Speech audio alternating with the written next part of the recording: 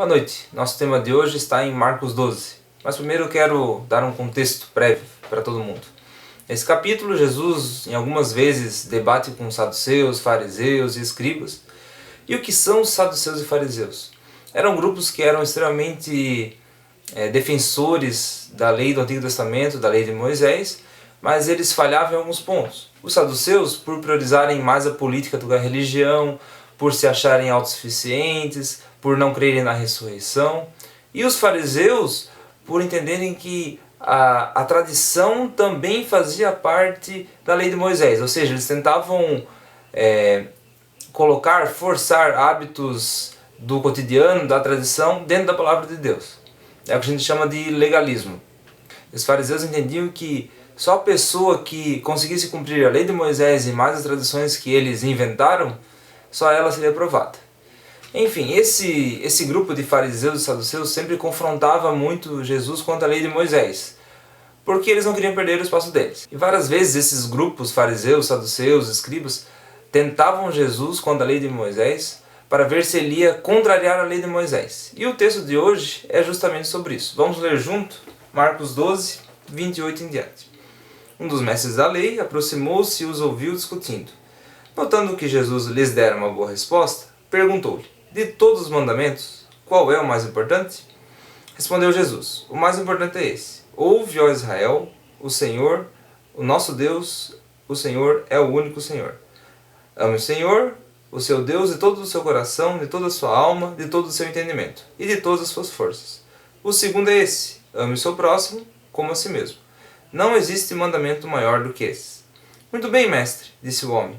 Está certo ao dizeres que Deus é o único e que não existe outro além dele. Amá-lo de todo o coração, de todo o entendimento e de todas as forças, e amar ao próximo como a si mesmo, é mais importante do que todos os sacrifícios e ofertas. Essa passagem ela remete a um versículo do Antigo Testamento, que é Deuteronômio 6, que justamente aponta para o Deus que livrou o povo de Israel da mão do Egito, ou seja, o Deus que livrou o povo da escravidão. Então Jesus utiliza a própria lei de Moisés para responder a pergunta do escriba. E o que o escriba queria saber era não a ordem, qual o primeiro ou o segundo mandamento na ordem a ser obedecido, mas quais são os mandamentos que criam o fundamento para os demais. E é isso que Jesus acaba fazendo. E ele resume em 2 mandamentos: amar o seu Senhor de toda a sua alma, entendimento e coração, referenciando Deuteronômio 6, e amar ao próximo como a si mesmo. E aqui entra o tema de hoje. Como é que eu vou amar o meu próximo se eu às vezes tenho questões que eu mesmo não resolvi comigo? Ou como é que eu posso cuidar da vida do meu próximo se eu não consigo cuidar da minha vida? Queria embasar a minha resposta citando primeiramente Malaquias 2:10 e 1 Coríntios 12. Nesses textos podemos concluir que Deus nos trata como um corpo, onde todos somos iguais e Deus cuida de todos como se fosse um só. E por isso a nossa obrigação é de amar, perdoar e cuidar uns dos outros. A gente até pode se perguntar como vai fazer isso e se sentir incapaz olhando para nossas próprias forças.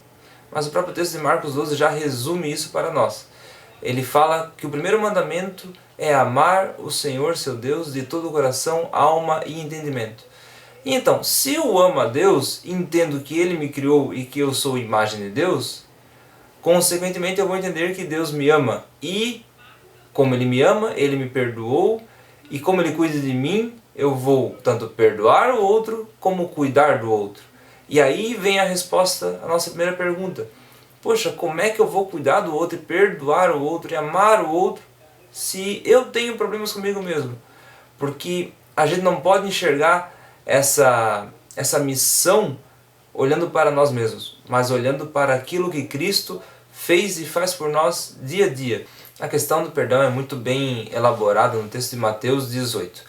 No versículo 21, Pedro pergunta a Jesus: Jesus, quantas vezes eu devo perdoar o meu irmão quando ele pecar contra mim?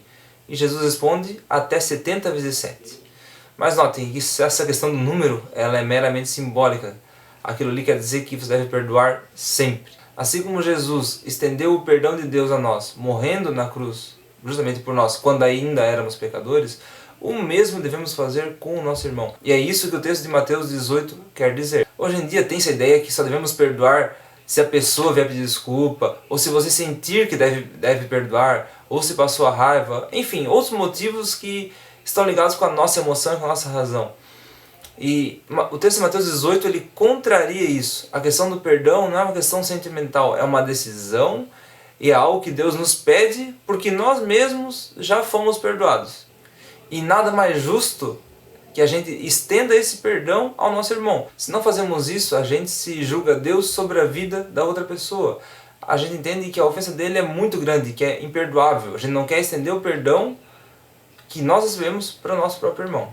Outra máxima que é muito divulgada na sociedade é a questão do amor e da paixão. A paixão acabou, o casal se separa. Mas a Bíblia fala e deixa muito claro que o amor é uma decisão. O livro de 1 Coríntios, no capítulo 13, deixa isso muito claro. E aqui eu cito Efésios 5, 25 a 26, para entender a grande missão que Jesus deu ao marido. Vamos ler juntos?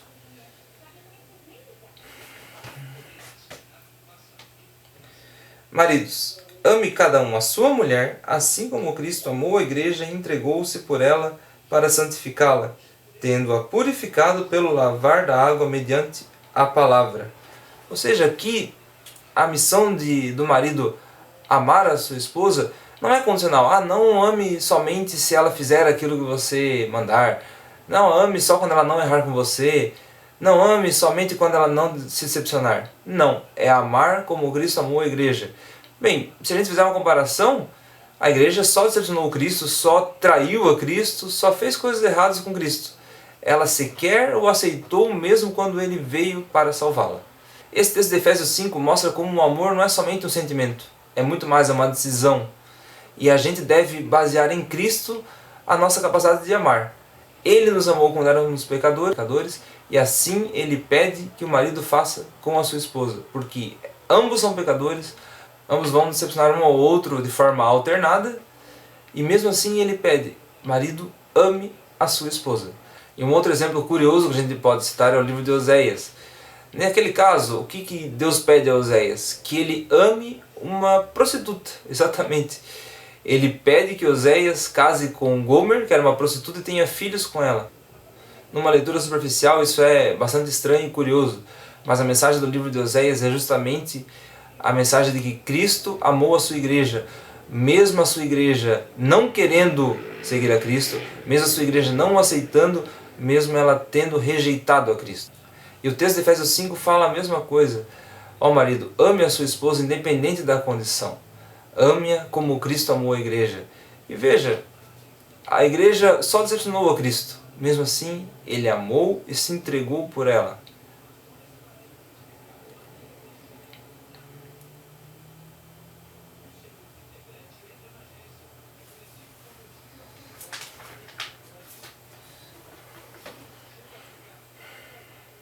Outra questão que reforça as palavras que Jesus disse ao mestre da lei é que o próprio mestre da lei entendeu que aqueles 2 mandamentos eram maiores do que todos os sacrifícios e ofertas oferecidos. E vemos isso na própria questão da ceia citada em Mateus 5.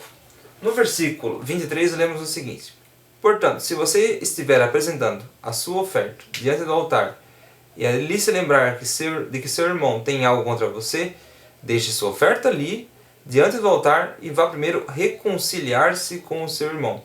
Depois volte e apresente a sua oferta. Esse texto fala do perdão que a gente acabou de comentar de Mateus 18, fala da questão do amor ao próximo e reforça aquilo que o próprio mestre da lei falou, que a questão do amor ao próximo é muito mais importante do sacrifício e oferta.